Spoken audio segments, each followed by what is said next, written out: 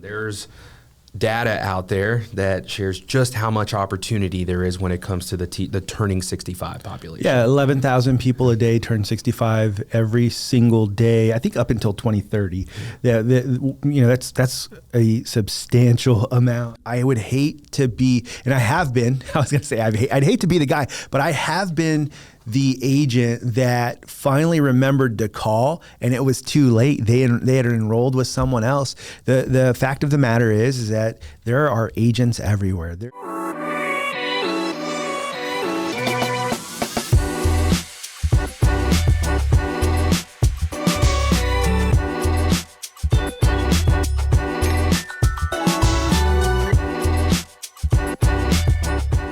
Hey everybody, welcome back to Medicare Agent IQ. I'm Raul Gonzalez. And I'm Oscar Ibieta. And we're excited to be back again. What we're going to talk about today is what to do when it's not OEP, what to do when it's not AEP. You're not in the middle of a selling season. What do we do? And just kind of a side note, there just last OEP that ended on March 31st, I noticed so many advertisements for OEP. And I got to tell you, get with your compliance department. It's not okay to advertise OEP anytime. You can advertise the AEP. OEP is something that you do in the middle of a conversation with a senior citizen. They're explaining to you that they're no longer happy with their coverage. You let them know that you can change them. It's not something that you advertise. Yeah, there's an election period available, right? Called OEP, but you can't make flyers. You can't, put out social media or any sort of advertisement promoting that it's OEP. Right, but does that mean that you can't sell? Absolutely not, which is also the same thing during this lock-in period, during whatever you call it, the SEP. Back when I used to work at Humana, they used to call it the ROI. Yeah, which is a lot of people... Rest of the year, yeah, right? Yeah, ROI, the ROI period. And they would do it, and they'd be like the only ones. Anyone who was from Humana knew what they were talking about. Like, yeah, during ROI. But anyway, side note. Yeah, I think the term that we hear a lot is like the lock-in period. But it's always like a quote, right? Use the air quotes because is it really a lock-in period? And that's what we're going to uncover here today, right? I was having this conversation with someone recently. Hey, Medicare, that's ever since I got into the business, Medicare is a seasonal business. You're only working during the fourth quarter, which it's not true. It's not for the good ones. Right. And so there's year-round opportunity, right? When I first got into the business, there was no OEP. It was just AEP. So it was just that, that short 7 or 8 week period during the fourth quarter, but now we have OEP. So really the way I look at it is, half the season, half of the year, you've got these enrollment periods. You've got AEP, which essentially takes up, fourth quarter, and then you've got OEP, which takes up the first quarter. But then what happens after that, right? Many agents tend to put it in cruise control or just maybe under the impression that there are no selling opportunities after that. And that's, if you're hungry, if you're wanting to grow your book of business, that's the time. This is the time that you want to be working on growing your book of business. And if there is no opportunity, right, after you ask all the questions and go through the conversation and you discover that there really is no enrollment opportunity, well then, hey, guess what? You're building an AEP pipeline at the same time. Right. Yeah. But the idea here is not just to build your AEP pipeline, but also you're adding on every sell that you make during this time of the year when we're not actively in a selling period. That's about 6 months out of the year. Every sell that you make is really adding to your monthly income for next year. You're basically, if you're working hard, giving yourself a boost over the next over the next year on a monthly basis, right? Because I was doing there's 6 months, you do 10 sales a month during that time, which isn't a whole lot. It's a lot. It's very manageable, very, very easy to do if you're active and you're doing these things. Man, adding 60 cells to your renewals on a monthly basis for next year is going to impact your bottom line. That's well over $1,500 that you're adding to to your residual income. And I think it's, if you're a veteran agent, you understand that, right? But if you're a new agent, if you're within the first couple of years of selling, I'm guilty of it, right? It was hard for me to really see that. And it wasn't really until I think it was my second set of residuals that started kicking in. I looked back and I thought, my gosh, I should have been working harder. Like I was happy to see that healthy set of residuals, but at the same time, I knew that I could have and should have been working harder. And I thought, what could this residual look like if I had worked harder? And so it feels like you're kind of just working in the dark for a long time. And so I'm here to tell you, if you're new to the industry and you're working on, building that residual income, put your foot on the gas. Yeah, absolutely. So who can we market to? That really comes down to that's the question, right? Like I can get out there, during AEP, like there's a very clear message. That message is, hey, it's open enrollment. Now's the time to change your insurance. Give me a call. That's a very clear message. So what's some clear messaging that you can use during this time of the year? Well, you have your people who are turning 65. Right. Your T65 campaign is what you can call it, that's your, the initial enrollment for these folks. You have, it's a 7-month period. You have the 3 months before, the month of, and then the 3 months after their 65th birthday. So this is your initial enrollment period. And there's data out there that shares just how much opportunity there is when it comes to the turning 65 population. Yeah, 11,000 people a day turn 65 every single day. I think up until 2030. That's a substantial amount. Say that people. Again. How many people? 11,000 people. Yeah, it's crazy, right? Like when you think about that, that's a very large number. And so you're like, well, I live in a small town. Yeah, but there's places that you can market all around, and you can make this a big thing. When I think about that, there's also people who are retiring every day after 65, right? Yeah. 67 years old. Is that what's the official retirement age? 67. 67 now officially, as the years have gone by, it used to be 65 right. And now it's 67. So those are people that you can talk to on a regular basis. But here's a big thing. When you have an active turning 65 pipeline and you're constantly looking for people turning 65, it's important to make good notes and put up follow-ups to say, hey, look, I know you said that you are going to continue to work. I want to make sure that I'm the agent that you're talking to, right? I want to make sure that I'm the person that helps you in the future. Is it okay if I just give you a call or check in on you? Maybe once every 6 months. I won't bother you too much, but just to check in. Hey, do you have an idea of when you're going to be retiring? And you can do that manually or through automation through your CRM, whichever way is better for you. Some people are just like, let me do it the old school way. I'm going to put a note in my phone and I'm going to call them on that day. But I want to make sure that I'm the person. So I spend all this time trying to get people who are turning 65, and then you tell me that you're going to continue to work and you're going to continue to stay on your work insurance. Well, I still want to be the person that ends up helping you enroll. I think a lot of agents, my experience is a lot of agents have that really, really aggressive turning 65 campaign, and not enough agents have the what happens when they actually retire campaign. Right. They're not staying as engaged, and I feel like a good salesperson has a good T65 campain. Yeah. A great one has a great follow-up campaign for people who are retiring. I think that's a great point, right? Because a lot of times the way that you're going to see that happen is somebody approaches you or you connect with somebody who's turning 65 and they don't understand how all of this stuff works. So usually that conversation goes something like, hey, I'm turning 65, but I'm still working.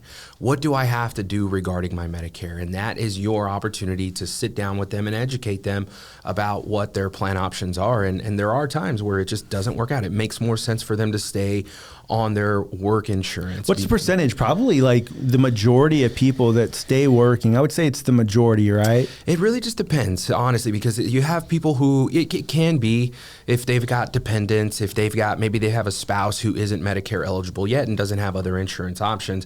But then many times they just don't know. It could be a coin flip, really. I mean, they don't know, that what the cost of Medicare is, what the benefits look like if they were to take, either a Medicare Advantage or a supplement plan, and how that coverage looks compared to what they've got at work and what they're paying for at work. So it's important to have the conversation, but many times it is going to lead to, hey, it makes more sense for you to stay with your work insurance.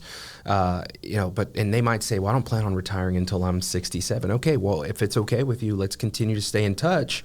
And come that time, let's make sure that we reconnect. But what do the good agents do, right? They don't wait the 2 years to contact that individual. As a matter of fact, I'll share a story. I just had a scenario just like that where I met with somebody about a year ago, and they told me that they were planning on working for 2 more years. But I still made it a point to connect with them 6 months from the time that we spoke. And then we connected again 6 months after that. So I was constantly, I made it a point to touch them. And what ended up happening was a little after a year into that, they reached out to me and said, hey, I've actually, I'm being let go from my job, and so I'm just going to go ahead and retire now. And so I was top of mind because I made it a point to connect with them. Yeah, well, and they reached out to you is what the story was, right? They reached out to you. It wasn't you reaching out to them that you just happened to catch them at that time. But a number of things happen. One, if it's a year and a half later, you're that guy that they spoke with. They don't even remember. At the office just the other day, like 3 days ago, here at our agency, someone called in and said, I can't remember who enrolled me. And it was like 4 months before. Mm-hmm. They're like, I can't remember who enrolled me, but I'd love to talk to them again.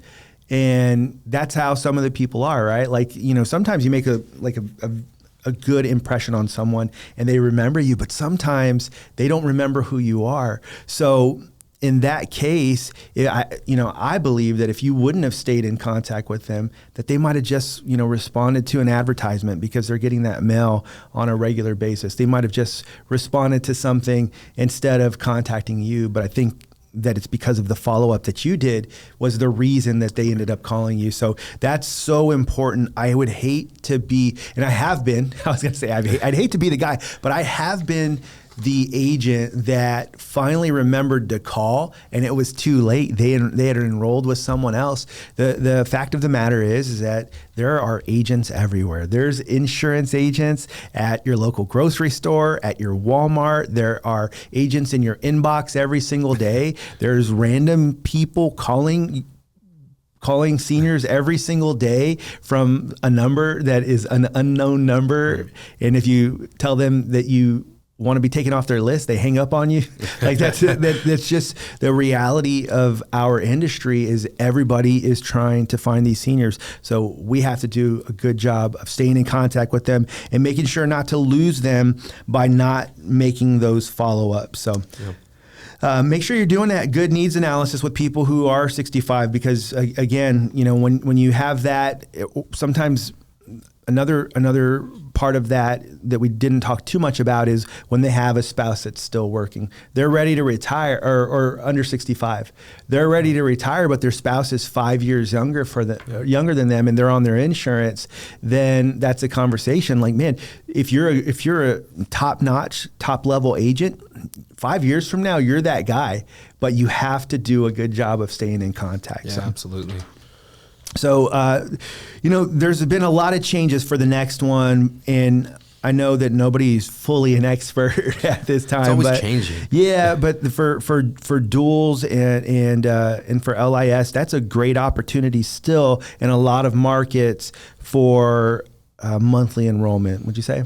Yeah, and I think even just to simplify it, right, without diving into the weeds, because we could potentially be opening a can of worms here. But if somebody newly qualifies if they newly qualify for Medicaid, or in some states it's called something else, but if they're newly qualified for Medicaid, that is going to trigger a special enrollment period. Or maybe they've lost their Medicaid, that also triggers an enrollment period. And those folks are out there. There are a lot of people who don't even know that they qualify for Medicaid. So as an agent, I think it's important for you to understand how those programs work, because when you have the knowledge, you're able to help people qualify. You can have that conversation and really screen them and see if they might qualify and help them apply for that assistance. And if they qualify, if and when they qualify for the assistance, that triggers an enrollment period. So maybe somebody who's not your client right now, you discover that they're going to qualify for Medicaid, you help them apply for Medicaid, and once they qualify for that, then that's going to trigger an SEP, and you get to enroll them, and you've now become the agent of record. So an agent who is just avoiding, the training on the Medicaid programs or the extra help programs, it's a missed opportunity. So I highly encourage you to become familiar with how those programs work. Yeah, and I was talking with a leader from one of the insurance carriers yesterday, and he was just telling me like this, there's a lot of agents who've stayed away from the dual market because, some feel that they are less loyal. A lot of times they'll the first shiny object that they throw in front of someone who's dual eligible, a lot of agents believe that they'll leave. I actually think that you can create enough value in how you operate that they'll stay, but that's beside the point. Right. He was saying that for those agents who've had those concerns in certain counties like that are changing, there is a situation where they're not going to have a whole lot of choice. It's not going to, they're not going to be able to just change on a monthly basis to all these different carriers. So this might be the time to get in and start focusing on duals. Yeah. Yep. So, we'll stop there on duals, right? Yeah. We have a whole podcast just on duals, right? I mean, there's so much changing over the next year. So other people, we call these like SEPs that are hiding in plain sight. And so kind of coming back when you're in a conversation, maybe you work retail, maybe you're sitting somewhere, maybe you get a lead and you're like, man, I just got this lead, but it's May right now. What do I even do with it? It's important that you look for opportunities instead of just saying, okay, unfortunately, we'll have to see you in October. So I'll call you October 15th. I'll be one of the 300 people calling you October 15th, And so it's like looking for, where can I find these special enrollment periods? One that we know that is in a lot of markets is the 5-star SEP. Stars, yeah. So that a 5-star. What are the enrollment periods for that? It runs from December 8th, so the day after AEP ends, all the way through November 30th. So if there is a 5-star plan in the market where the member lives, then that is an opportunity for you to enroll them in that. So that is your low hanging fruit, right? The SEP that is hiding in plain sight. So that's an easy enrollment period for you to, an opportunity for you to write some business. Yeah, absolutely. Something that we definitely think is, there's opportunity there. A lot of times there's, you just have to go and look, so we used to work with mostly agents that focus on one market, and increasingly we're seeing agents, doing the social media advertising, doing a lot more. So you have to just go, check Medicare.gov, see which 5-star plans are in the area, and then, see if you have that opportunity there. So Another SEP that you can ask about is loss of coverage. And basically, if a client is losing employer coverage, that opens up an SEP that gives them an opportunity to enroll in a Medicare Advantage plan during that time. What is a 2-month window? Yeah, and if they're losing in employer coverage, usually the case is they may only have Part A, and they've got to go and apply for Part B. So again, right, I talked about getting familiar with the Medicaid programs for the D-SNP population. You want to make sure that you're familiar with how to help somebody apply for Medicare, right? So don't just be the agent who helps people sign up for the Medicare Advantage plans or the Medicare supplements, but also be the agent, be that resource, that person who's going to educate your clients on what the steps are to get, they only have Part A, I'm losing my coverage, I need to get my Part B. How do I do that? You want to make sure that you have the answers to those questions, to those processes. Yeah, for sure. And just one side note, right? It's 8 months. 8 months. 8 month SEP when somebody leaves their employer coverage. COBRA does not extend that. It's 8 months from when you leave your employer coverage to sign up for Medicare Part B. Yeah. It's important. Like I think a lot of agents when they're newer get confused about the 8 month versus 60 days, right? So it's 60 days to enroll in an Advantage plan if you already have Medicare.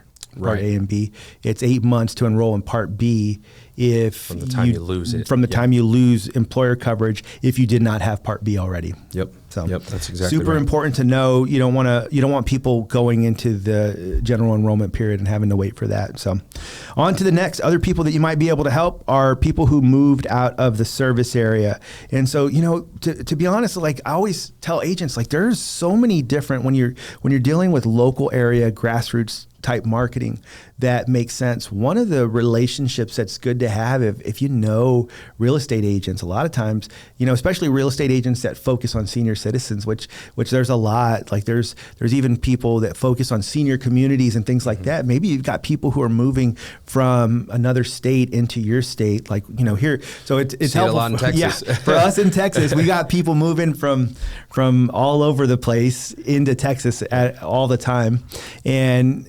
if you've got a real estate agent that focuses on seniors, there's a great opportunity right there like a free lead source. If you can connect with some good real estate agents that will refer people who are seniors. And what we've seen a lot is in particular, like a lot of what I've seen from people like who move from like California, a lot of times they're multi-generational in the same household. And maybe the kids come first, and then they're the ones who do it. And then the family, the mother and father follow along. And then that is just this great opportunity for a good insurance agent who connects with real estate agents to get that information. Because we have seen that quite a bit. Yeah. And I think, maybe there's like, how do we find those folks? I think it comes down to, the book of business that you have. Make sure that you're always top of mind for those individuals, because when they meet that individual, they have that family member, they have, maybe they live in a senior apartment complex and they meet a friend who just moved from California. You've got to give my agent a call. So just make sure you're doing a good job of servicing your clients. And when you do that, you're top of mind. So when those folks are moving from one area to another, they're thinking of you. They're recommending you. Absolutely. Any other SEPs that I think you can a couple think that of? I want to highlight, CSNPs, right? Yeah. SNPs, people who either, people who have a chronic condition, if there are CSNP plans in the market that you work. And we're seeing an increase of Yes. of them, right? Like there's, different carriers are coming in, and that's a big part of their strategy is CSNP, right? Oh yeah, absolutely. And so I think so that triggers a special enrollment period. If a person has a chronic condition, then that is an SEP to enroll them into a CSNP plan. And the other one that I'd want to highlight is just what natural disasters or emergencies, right? The DST, the disaster SEP. So now CMS decides on a case by case whether or not that that enrollment is accepted. But make sure that you're familiar with those disaster SEPs, because they are constantly changing. You could check what the SEPs look like today, and then a week from now, that SEP list could look totally different. So just make sure that you're up to speed on those disaster SEPs. Yeah, and we've really seen that really for the last 5 years that there's not really ever been a lock-in, right? Because there's always seems to be kind of disasters in a lot of the different markets. And so, look to find out if I know that there have been significantly less getting through, right?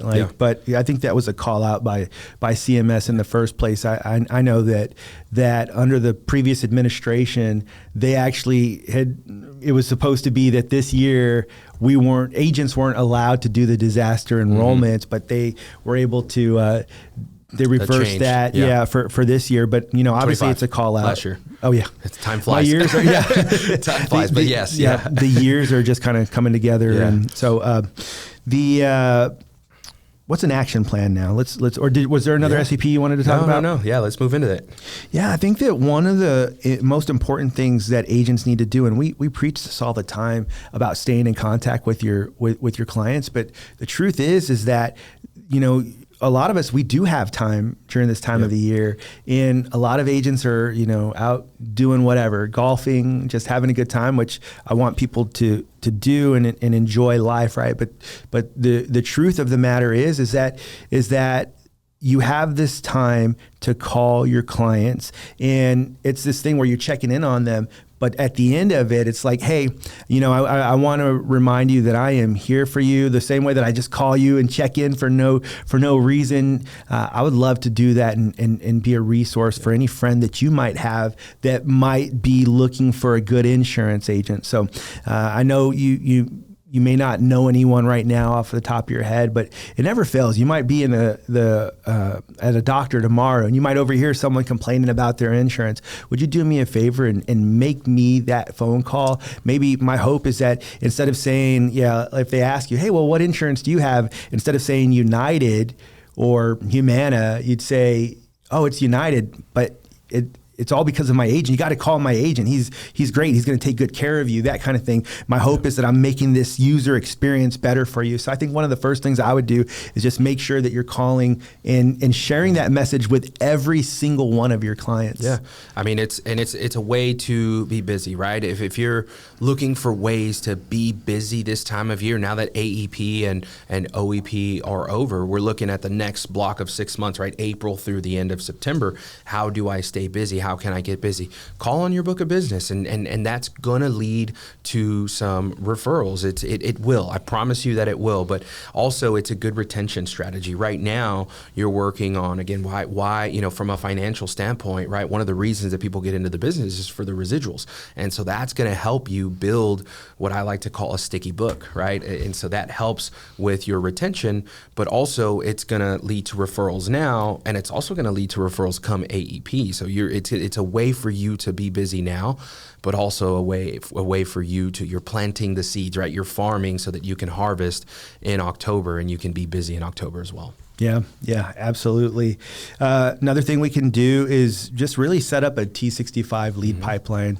I think, I've been thinking about this a lot. There's a lot of agents out there. I saw this. I think that one of the large or newly large insurance FMOs recently had a kind of they had done some research and said that one of the biggest things that agents are struggling with is kind of digital marketing and those types of things. And so I'm trying to figure out like a way, even on our podcast, where we could teach agents how to set up a meta ad, or so I think there's some real value in that, but also have a direct mail campaign if ads aren't working for you, if that's not really your style. Digital marketing, have something that you're doing, like reinvest in yourself. I always say, like, you're running a business. This isn't a job. You're running a business, and so when you make money, reinvest some of that. Like every AEP, put money aside so that way you can market during AEP. Would you agree with that? Oh yeah. I think it's important to do that, right? I think even me, I would say, right, I'm guilty of that. I think in early on I wouldn't do that, and then I finally, it made sense. Okay, well, I realized I'm not as busy as I could be. So I decided, okay, I've got to start reinvesting into my business. And I started thinking like a business owner and not just a person who sells insurance, right? Like not just an insurance agent, but thinking like a true business owner, thinking, what can I do to grow? Right. Yeah, absolutely. And I think that some recommendations also that we'll make is during this time of the year, reach out to other professionals, people in different industries, and kind of explain to them what you do. There's a lot of people, it's funny. It's sometimes hard to explain what you do with Medicare, right? Like, but you got to come up with like an elevator speech of what you do, right? That something that makes sense, and that you can talk and not take too much time from a financial advisor. Hey, look, just want you to know, I know, and make it specific to their industry, right? Like, so and I'm just doing this off the top of my head, but like for a financial advisor, hey, listen, I know that sometimes you run across people that are turning 65 or maybe turning 67. They're telling you that they're about to retire and they're getting ready to do that. And I want you to know that sometimes they might go out and they might find an insurance agent that is going to also do financial planning. I just want you to know I don't do any of that. All I do is focus on Medicare, and I would love to be an agent that you recommend. And if there's any kind of issue, you say, you know what, Raul, I wouldn't recommend anyone that sells those Advantage plans. I say, okay, then I wouldn't do that. I'm gonna do you're sending them over to me, you're trusting me with them. But here's the best part is I'm going to follow up with you and I'm going to let you know how that conversation went, what they decided on. And if they said, no, I want to go on an Advantage plan, I'll tell them just go ahead and go on and find an Advantage plan with with another agent, because I'm going to respect that relationship and how you want, because ultimately they're having to make recommendations. And so that's why I'm open to do it. But it's having a conversation, putting together this little elevator speech with all these different people, financial advisors, CPAs deal with seniors, doctors' offices obviously deal with a lot of seniors. So PNC agents go out there and create these relationships and give them this little speech that's not going to take too much time. Make sure you've thought it through. Make sure that you go in there and you're confident, and even if you don't,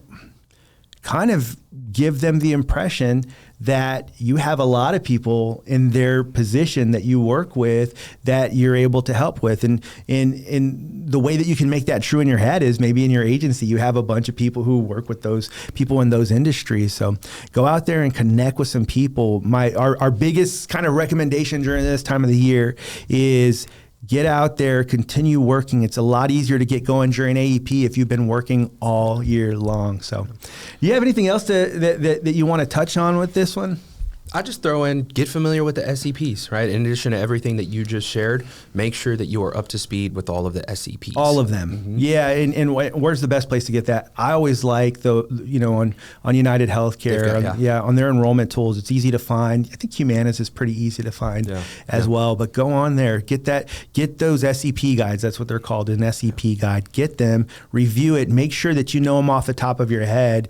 And then also, like if you do work a local area, know the plans off the top of your head. Know who has a 5-star plan. Know who has a chronic special needs plan. Get out there, know your market, know what you're doing, and you are going to be more successful. So, all right, guys. Well, we wanted to make this a little bit shorter because we want to just get the information out. Our goal here is to give agents enough information to be successful without wasting a whole bunch of time. So we're super excited to be back here on Medicare Agent IQ, and we look forward to giving a whole bunch more information.